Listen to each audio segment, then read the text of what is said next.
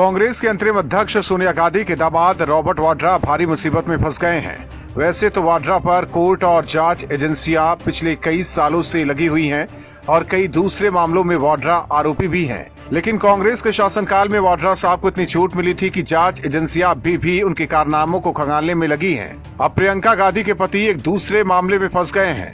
बेनामी संपत्ति को लेकर केंद्रीय जांच एजेंसी ईडी की ओर से अब उनके खिलाफ राजस्थान हाईकोर्ट में अर्जी पेश कर दी गई है। इसके बाद अब इस मामले में राजस्थान हाईकोर्ट जोधपुर ने इस पर सुनवाई करने का फैसला लिया है।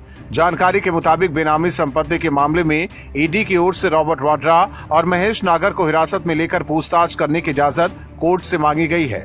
दरअसल पूरा मामला यह है कि 2007 में वाड्रा ने स्काईलाइट हॉस्पिटैलिटी प्राइवेट लिमिटेड के नाम से एक कंपनी की शुरुआत की थी। वो और उनकी मां मॉरीन इस कंपनी के डायरेक्टर बनाए गए। बाद में कंपनी का नाम बदलकर स्काईलाइट हॉस्पिटैलिटी लिमिटेड लायबिलिटी कर दिया गया।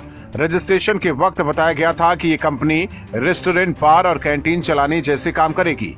वाड्रा की कंपनी ने 2012 में जोधपुर के कोलायत क्षेत्र में कुछ दलालों के जरिए 270 बीघा जमीन 79 लाख में खरीदी। बीकानेर में भारतीय सेना की महाजन फील्ड फायरिंग रेंज के लिए जमीन आवंटित की गई थी।